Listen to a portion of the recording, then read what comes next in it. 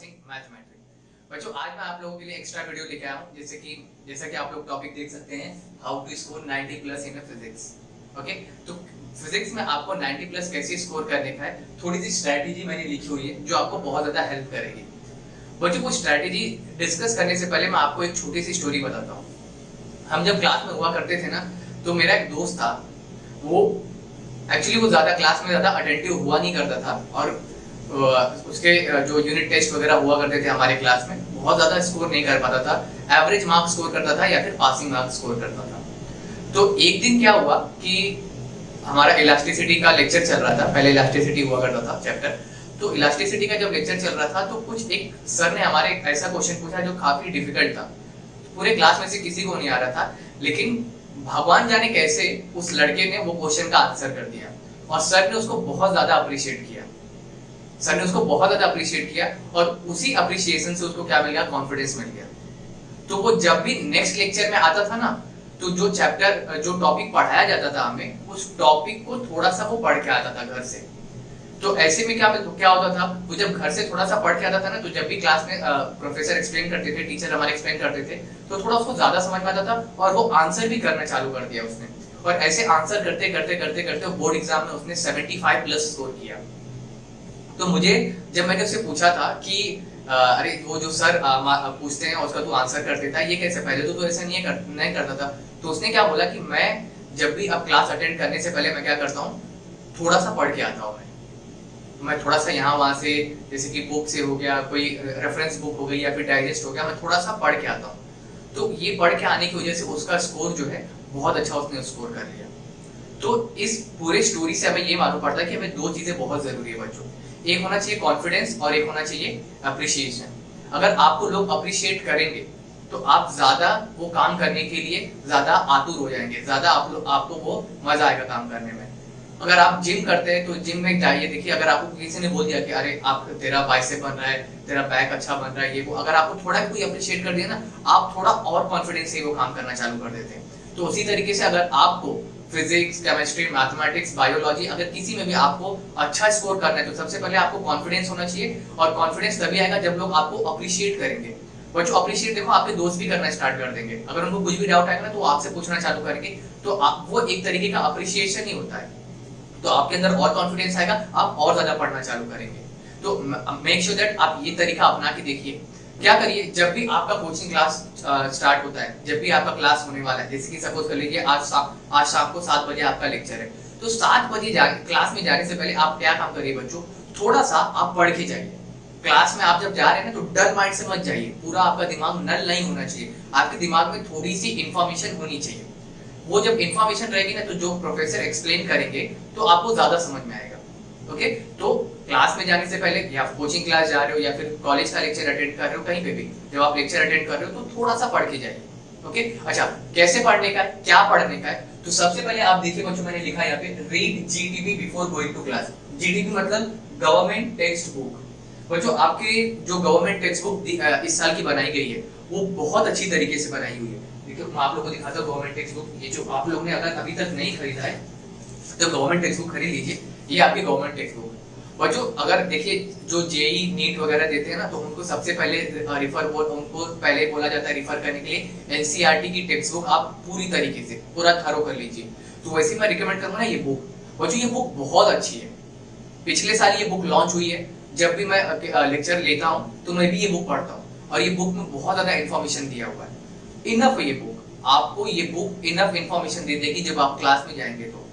और अगर आप मतलब इसमें कुछ हाईलाइट भी किए हुए, जैसे कि दूसरे कलर से क्या किया रहता है क्वेश्चन को, या फिर डिफरेंट पॉइंट को क्या किया जाता है, हाईलाइट किया जाता है, तो आप उन पॉइंट्स को भी पढ़िए। मैं ये नहीं बोल रहा हूँ कि क्लास में जाने से पहले आप एकदम मास्टर बन के जाइए, एटलीस्ट ये बुक पढ़िए। ये बुक बहुत अच्छी है बच्चों। पहले जो टेक्स्ट बुक बना करती थी शायद उतनी अच्छी नहीं बन पाती थी, लेकिन ये बुक जो बनाई गई है ना, बहुत अच्छी बुक है। क्यों बच्चों ये बुक मैं रिफर करने के लिए बोल रहा हूँ, क्योंकि ये बुक जब बनाई जाती है ना, देखी जाती है ना, बहुत सारी कलेक्टिव इन्फॉर्मेशन के बेसिस पे आपकी बुक बनाई जाती है ना। आपकी बुक जो है बहुत सारी कलेक्टिव इन्फॉर्मेशन के बेसिस पे बनाई जाती है, तो इसमें इन्फॉर्मेशन इनफ है। तो before going to coaching class, read government text book. अच्छा, जैसे ही गवर्नमेंट टेक्स्ट बुक आपने खोला, आपको क्या, जब पढ़ेंगे ना, तो इमीडिएटली आपको डाउट आना स्टार्ट हो जाएगा कि अरे ये पॉइंट कहाँ से आया, अब ये पॉइंट कहाँ से आया। तो आप क्या करिए, आप उसका ना थोड़ा सा आंसर, ऐसा नहीं कि पूरा आपके टीचर के भरोसे छोड़ दीजिए, थोड़ा सा दिमाग लगाइए। अब क्या करिए, इसके बाद आप अपना नवनीत या फिर टारगेट पब्लिकेशन जो आपकी बुक है वो रिफर करना चालू करिए, थोड़ा सा उसमें से भी पढ़ लीजिए। क्योंकि उसमें क्या होता है मालूम है, जैसे कि सपोज कर लीजिए आप सेंट्रीपिटल फोर्स या फिर सेंट्रीफ्यूगल फोर्स पढ़ रहे हैं, तो जब आप सेंट्रीपिटल फोर्स पढ़ेंगे, सेंट्रीफ्यूगल फोर्स पढ़ेंगे, सपोज कर लीजिए आपको समझ में आ गया और कुछ डाउट भी आया, ठीक है, आप वो डाउट को लिख लीजिए और क्या करिए, नवनीत या फिर टारगेट में से उसका आंसर ढूंढने का ट्राई करिए। और जब आप खोलेंगे ना, तो नवनीत और टारगेट में सेंट्रीपिटल फोर्स और सेंट्रीफ्यूगल फोर्स से एक्स्ट्रा क्वेश्चन भी आपको मिल जाएंगे कि अरे ये क्वेश्चन भी पूछा जा सकता है क्या, ये क्वेश्चन भी पूछा जा सकता है क्या। सपोज कर लीजिए आपने एक चैप्टर तैयार करके गया, लेकिन उस चैप्टर में ना बहुत सारे क्वेश्चन उठाए जा सकते हैं, तो नवनीत और टारगेट में वो क्वेश्चन को अच्छी तरीके से उठाया जाता है, सारे थ्योरेटिकल क्वेश्चन को उठा देते हैं वो लोग। तो आपको ना समझ में आ जाएगा कि अरे ये क्वेश्चन भी बन सकता है, ये क्वेश्चन भी बन सकता है, ये क्वेश्चन भी बन सकता है। तो आपको सारे क्वेश्चन भी मिल गए, कुछ के आंसर मिल जाएंगे, कुछ के आंसर नहीं मिलेंगे, कोई बात नहीं बच्चों। अगर आपने जो पढ़ा उसका 5 या 10% भी आपको समझ में आता है ना, इनफ है। क्योंकि 0% आपका जो माइंड है वो नल परसेंट जाने से अच्छा है, नल जाने से अच्छा है कि कुछ आप पढ़ते जाइए। 10% ही आपके दिमाग में जो कलेक्टिव इन्फॉर्मेशन होगा, जो आपने टेक्स्ट बुक से लिया और जो आपने नवनीत टारगेट से लिया, और यहाँ से नवनीत और टारगेट्स में आपको क्या क्वेश्चन भी मिल जाएंगे। तो जब आपको क्वेश्चन मिल जाएंगे और कुछ का आपको सोल्यूशन भी मिल जाएगा, क्वेश्चन भी मिल जाएगा, तो आप जब क्लास में जाएंगे थोड़े प्रिपेयर रहेंगे। अब जो डाउट आया है, तो जब आपका लेक्चर चल रहा है, आपके टीचर सारे कॉन्सेप्ट एक्सप्लेन करेंगे, तो जब कॉन्सेप्ट एक्सप्लेन करेंगे तो उसमें आपको क्या मिल जाएगा, सारा आपको डाउट का आंसर मिल जाएगा। उसके बाद भी अगर वो लेक्चर को अटेंड करने के बाद अगर आपको कुछ भी लगता है कि मेरा डाउट इसमें क्लियर नहीं हुआ, बिंदास आप क्या करिए, आप अपने क्लास में अपना डाउट पूछिए। क्यों पूछिए, आपने पैसे दिए हुए, आपको उसी चीज के लिए आपने क्लास ज्वाइन की हुई है, और वो टीचर जो होते हैं काफी हाईली एक्सपीरियंस होते हैं। जो भी टीचर आपको जब पढ़ाने आते हैं तो वो टीचर्स क्या करते हैं, काफी ज्यादा कॉन्फिडेंस और प्रिपेयर्ड रहते हैं, तो आपके डाउट को जरूर आंसर करेंगे। ओके, तो जरूर डाउट पूछिए, अगर आपको जो भी डाउट आता है वो आप पूछिए, आपका राइट है। ओके, इसके बाद आता है ठीक, अगर ये सब भी हो गया, फिर लेक्चर भी अटेंड कर लिया आपने, और लेक्चर घर पे आने के बाद जब आपने टॉपिक खोला, शायद आपको कुछ और डाउट आ रहा हो, तो आप एक काम करिए, YouTube की भी हेल्प ले सकते हैं आप। जैसे हमारे जैसे जो टीचर्स है, बहुत सारे लोग YouTube पे पढ़े हैं जो आपकी डाउट को सॉल्व करने के लिए खड़े हैं, तो आप YouTube की भी हेल्प ले सकते हैं, YouTube का भी हेल्प ले सकते हैं आप लोग। और जब आप YouTube की हेल्प ले रहे हैं तो क्या करिए, आप साथ में अपना नोट्स भी बनाते हुए चलिए, ये बहुत इंपॉर्टेंट है बच्चों, ये पॉइंट जो है बहुत ज्यादा इंपॉर्टेंट है। आप नोट्स भी बनाते हुए चलिए, YouTube की हेल्प ले रहे हैं, क्लास से पढ़ लिया आपने, गवर्नमेंट टेक्स्ट बुक से पढ़े, नवनीत टारगेट पब्लिकेशन से पढ़े, और अपना नोट्स भी बनाइए। अगर आप इसमें से देखें तो देखो, मैंने क्या आपके ऊपर, आपके दिमाग में उस टॉपिक के ऊपर बहुत ज्यादा बार इम्पैक्ट पड़ चुका है। सपोज कर लीजिए आप सेंट्रीपिटल फोर्स और सेंट्रीफ्यूगल फोर्स पढ़ रहे हैं, तो क्लास में जाने से पहले आपने पढ़ लिया, थोड़ा सा जो क्लास में जाने से पहले आपने गवर्नमेंट टेक्स्ट बुक से पढ़ लिया, नवनीत और टारगेट से भी थोड़ा सा इन्फॉर्मेशन मिल गई आपको, तो फिर उसके बाद आपने क्लास में भी पढ़ लिया, थोड़ा सा यूट्यूब का भी हेल्प ले लिया आप लोगों ने, तो 4 बार आपके दिमाग में 4 बार वो टॉपिक जो है हिट कर चुका है। तो ये टॉपिक को आपको भूलना थोड़ा मुश्किल होगा, आपको याद रखना इजी होगा। मार्क माय वर्ड, आपको भूलना मुश्किल होगा, याद रखना इजी होगा, क्योंकि आपके दिमाग पे एक ही चीज जो है बार बार इम्पैक्ट पड़ चुकी है। तो 4 बार पढ़ गया आपके पास। अब इसके बाद क्या करना है बच्चों, सबसे इंपॉर्टेंट काम, फिजिक्स का जो बेसिक है, फिजिक्स में कुछ भी नहीं है, सिर्फ और सिर्फ न्यूमेरिकल, सिर्फ न्यूमेरिकल। चाहे वो एंट्रेंस एग्जाम पर्पज से जाइए, आपको न्यूमेरिकल ही मिलेगा। आप बोर्ड एग्जाम में भी जाओगे तो उसमें भी आपको न्यूमेरिकल ही मिलेगा। तो न्यूमेरिकल सॉल्व करना बहुत इंपॉर्टेंट है, बहुत ही मतलब बहुत ज्यादा इंपॉर्टेंट है। कैसे न्यूमेरिकल सॉल्व करना है आपको, गवर्नमेंट टेक्स्ट बुक के आपके सॉल्व और अनसॉल्व दोनों सॉल्व करिए। ये मैं बोर्ड एग्जाम में आने वाले क्वेश्चन बता रहा हूं। मैं गवर्नमेंट टेक्स्ट बुक में आपके सॉल्व और अनसॉल्व दोनों में से क्वेश्चन पूछे जाते हैं। और क्या करिए बच्चों, जो और कुछ एक्स्ट्रा न्यूमेरिकल अगर आपको सॉल्व करना है तो नवनीत और टारगेट का आप हेल्प लीजिए, उसमें भी एक्स्ट्रा क्वेश्चन होते हैं। और मैं ये नहीं बोल रहा हूं कि नवनीत और टारगेट में जितने भी एक्स्ट्रा क्वेश्चन है सब सॉल्व करिए, नहीं, कोई जरूरत नहीं पूरा क्वेश्चन सॉल्व करने की। कुछ क्वेश्चन देखो दिमाग आप पढ़िए, और आप ओरली भी सॉल्व कर सकते हैं। जो क्वेश्चन आप ओरली सॉल्व कर सकते हो उसको मत सॉल्व करिए। ओके, जो थोड़ा डिफिकल्ट लगे, जो थोड़ा टीडियस लगे, जिसमें कि सारा फॉर्मूला कवर होता हो, ऐसे न्यूमेरिकल को सॉल्व जरूर करिए बच्चों। ओके, कि एक ऐसा कोई भी न्यूमेरिकल होगा जिसमें क्या होता है, जैसे कि रोटेशनल डायनामिक्स का सर्कुलर मोशन है, सर्कुलर मोशन के आपके काइनेमेटिक्स डायनामिक्स से सारे कॉन्सेप्ट लग रहे हैं, तो ऐसे कॉन्सेप्ट क्या करिए आप, वैसे कॉन्सेप्ट वाले न्यूमेरिकल क्या करिए, जरूर सॉल्व करिए। ओके, अब न्यूमेरिकल सॉल्व करने का फायदा क्या होता है बच्चों, जैसे कि मैंने आपको थ्योरेटिकली बता दिया कि आपको अगर स्विमिंग करना है तो आप हाथ ऐसे ऐसे घुमाइए, ठीक है, आपको पता तो लग गया मुझे हाथ ऐसे घुमाने का और मैं क्या कर लूंगा, स्विम कर लूंगा। लेकिन जब आप पानी में कूदेंगे जब आप पानी में कूदेंगे ना तब आपको प्रैक्टिकली मालूम पड़ेगा ओ हाथ ऐसे घुमाना है। तो वैसे ही जब आप न्यूमेरिकल सॉल्व करने बैठेंगे ना तब जितनी भी थ्योरीज आपने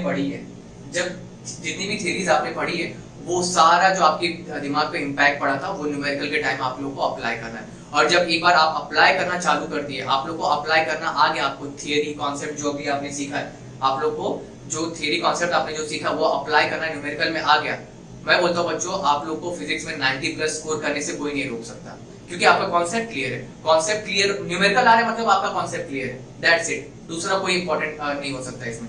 फिजिक्स में न्यूमेरिकल का आना सबसे अच्छी बात है। ओके, तो 4 बार यहाँ पे हिट हुआ और एक बार जब आप न्यूमेरिकल सॉल्व कर रहे हैं तो आप खुद अप्लाई करना चालू कर दिया, क्योंकि आप जब आप क्वेश्चन रीड करते तो आप दिमाग में लगाना चालू करते, कैलकुलेशन स्टार्ट करते, अरे ये तो यहाँ से आ गया, फिर ये काइनेमेटिक्स है, ये मैं वेलोसिटी यूज कर रहा हूँ, एंगुलर वेलोसिटी यूज कर रहा हूँ, सारा कॉन्सेप्ट आप लगाना चालू कर देते हैं। तो न्यूमेरिकल के टाइम ये क्या हो जाएगा, आप लोगों को फिक्स हो जाएगा और यही जितना भी टॉपिक आपने पढ़ा वहां से सब क्लियर हो जाएगा।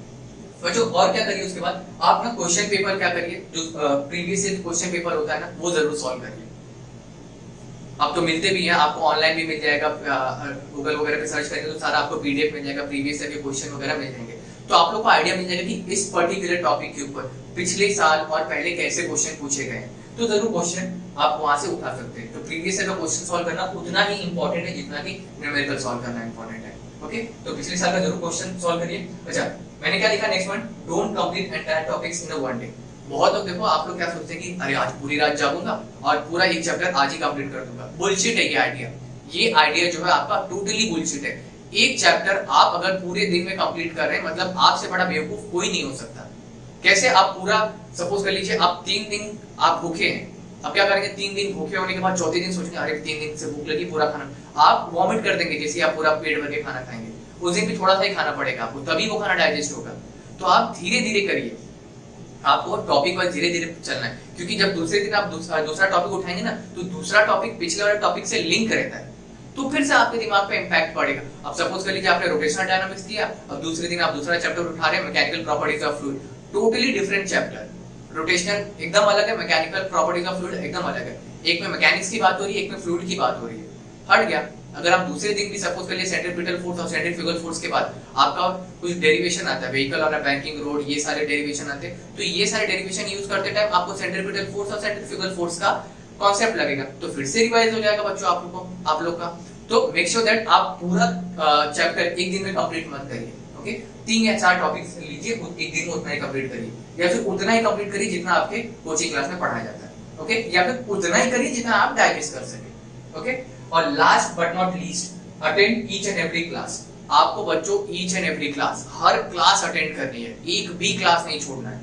अगर आपको हल्का फुल्का बुखार है, सर्दी जुकाम है, कोई प्रॉब्लम नहीं है बच्चों, आप जाइए बिंदास क्लास अटेंड करिए, ऑनलाइन क्लास चल रही है आप क्लास अटेंड कर सकते हैं, कोई प्रॉब्लम नहीं। लेक्चर जरूर अटेंड करिए, क्योंकि कैसा होता है कि कोई चैप्टर का जो स्टार्टिंग रहता है, सपोज कर लीजिए कोई चैप्टर स्टार्ट हो रहा है और आपने स्टार्टिंग का पहला ही लेक्चर मिस कर दिया। जब आप लेक्चर पहला ही मिस कर देंगे तो क्या हो जाएगा, अब आगे उस चैप्टर को समझने में थोड़ी सी डिफिकल्टीज होंगी, आपको डिफिकल्टीज फेस करनी पड़ेगी। तो मेक श्योर दैट आप रेगुलर क्लास अटेंड करिए, एक भी क्लास मत छोड़िए, जितना ज्यादा हो सके उतना ज्यादा क्लास अटेंड करिए। डाउट सॉल्विंग का लेक्चर हो रहा है वो भी सॉल्व करिए, या फिर अगर रिपीट हो रहा है आपका चैप्टर फिर से वो अटेंड करिए, कोई प्रॉब्लम नहीं बच्चों, जितना ज्यादा आपके दिमाग पे इंपैक्ट पड़ेगा उतना ज्यादा बेटर रहेगा। सो ये थी बच्चों मेरी कुछ स्ट्रेटेजी जो आपको बहुत ही ज्यादा काम करेगी। अच्छा, अभी तो आपका 12th स्टार्ट हुआ है तो आपके पास अभी टाइम है, आप ये सारी स्ट्रेटेजी अप्लाई कर सकते हैं। मैंने इसमें कोई रॉकेट साइंस नहीं बताया कि आप 12 घंटे पढ़िए, 14 घंटे पढ़िए, 16 घंटे पढ़िए, ऐसा कुछ नींद को त्याग दीजिए, वो अभी आपको करने की जरूरत नहीं है, क्योंकि बोर्ड एग्जाम आने में भी बहुत टाइम है। क्योंकि जैसा कि सिचुएशन चल रहा है, मैं 100% श्योर हूं कि आपका पहले तो एग्जाम मार्च में हुआ करते थे, लास्ट फेब या फिर मिड मार्च के इसी के बीच में हुआ करते थे। इस साल भी बच्चों जो आपका बोर्ड एग्जाम होगा वो थोड़ा सा 1 महीना एक्सटेंड होके ही होगा, क्योंकि ऑनलाइन क्लास चल रही है। अभी जो सिचुएशन है उस सिचुएशन को देखते हुए ऐसा लग नहीं रहा है कि अक्टूबर या नवंबर से पहले आपके कॉलेजेस खुलेंगे। तो अक्टूबर या नवंबर के पहले अगर कॉलेजेस नहीं खुलेंगे तो उनको डेफिनेटली जो एग्जाम है उनका शेड्यूल थोड़ा सा पोस्टपोन करना पड़ेगा। तो ये सारी स्ट्रेटेजी आप अप्लाई कर सकते हैं, ज्यादा कुछ नहीं। आपको बुक पढ़ने में आपका हार्डली 15 या 20 मिनट जाएगा, 10-15 मिनट इसमें जाएगा। मतलब आपने आधे घंटे पहले की क्लास में जाने की आधे घंटे 30 मिनट 35 मिनट 40 मिनट की प्रिपरेशन कर ली। ये क्लास तो ये फिर ये आपका क्लास चलेगा, वीडियो आप देख लीजिए, यूट्यूब का वीडियो देख लीजिए। बच्चों अगर आप पहली बात तो जो वीडियो देखते हैं आप पहले नॉर्मली देखिए। अगर आपको फिर भी समझ में नहीं आ रहा है, थोड़ा सा भी डाउट आ रहा है, तो क्या काम करिए, टाइम नहीं मिल रहा है तो आप उसको 1.5 की स्पीड में देख लीजिए, 2 की स्पीड में देख लीजिए, टाइम थोड़ा कम लगेगा आप लोग को। सब कुछ टाइम का ही खेल है। ओके बच्चों, फिर इतना प्रिपरेशन होने के बाद आपको फिर कुछ डाउट ज्यादा रहेगा नहीं।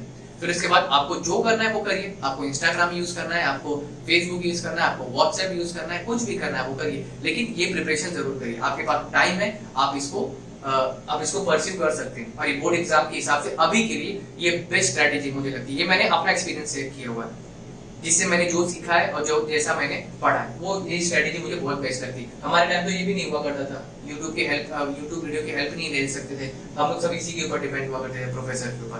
तो आज तो आपके पास टीचर्स भी बहुत है। Okay, so make sure that बच्चों आप ये स्ट्रेटेजी फॉलो करेंगे। और all the best for you for your board exam. अभी के लिए, अभी से आप लोग बोर्ड एग्जाम के लिए मैं बेस्ट ऑफ लक विश कर देता हूँ, ताकि आप लोग अच्छा परफॉर्म करते रहे। ओके, और मेक श्योर दैट ये स्ट्रेटेजी जरूर अप्लाई करें। Okay, till then bye bye बच्चों, and don't forget to subscribe.